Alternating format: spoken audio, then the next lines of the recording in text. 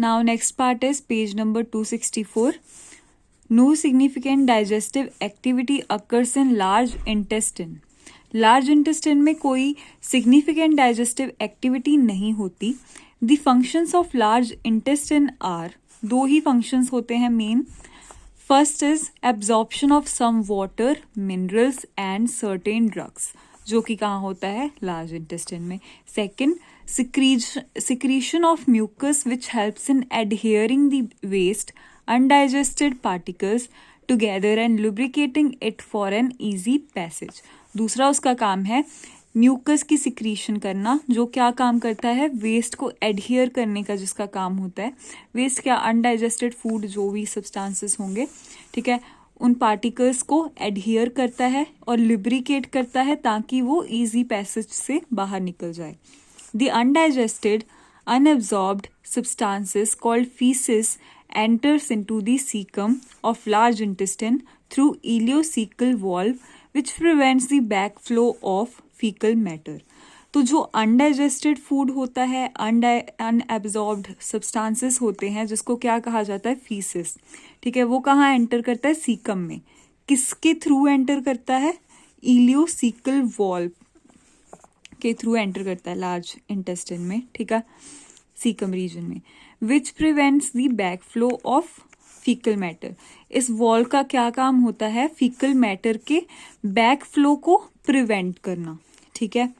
It is temporarily stored in the rectum till defecation.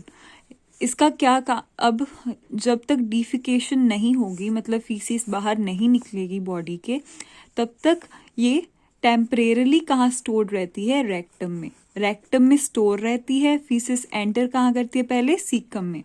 मतलब जब उसकी लार्ज इंटेस्टाइन में एंट्री होती है फीसिस की, वो सीकम में होती है थ्रू इलियोसिकल वॉल्व, और वो स्टोर्ड कहाँ रहती है, टेम्परेरली रेक्टम में टिल डिफिकेशन, ठीक है.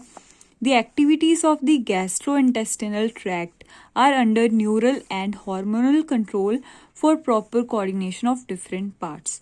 तो जो एक्टिविटीज होती हैं गैस्ट्रो इंटेस्टिनल ट्रैक्ट की, वो न्यूरल और हार्मोनल कंट्रोल के अंडर होती हैं, ठीक है.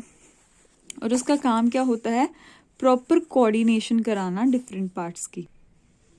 The site, smell and or presence of food in the oral cavity can stimulate the secretion of saliva.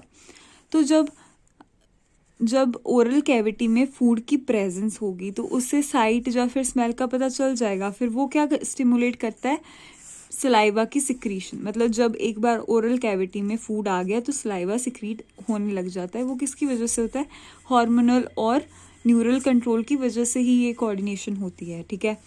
Gastric and intestinal secretions are also similarly stimulated by neural signals. ऐसे ही ये वाली जो secretions होगी gastric और intestinal, ये भी neural signals ही stimulate करते हैं. The muscular activities of different part of alimentary canal can also be moderated by neural mechanisms. Muscular activity जो होती है हर एक लेयर की, ठीक है, एलिमेंट्री कैनाल में, वो भी न्यूरल मैकेनिज्म से होती है. Both local and through CNS. तो न्यूरल मैकेनिज्म्स वो लोकल भी हो सकते हैं और या फिर CNS के थ्रू भी हो सकते हैं.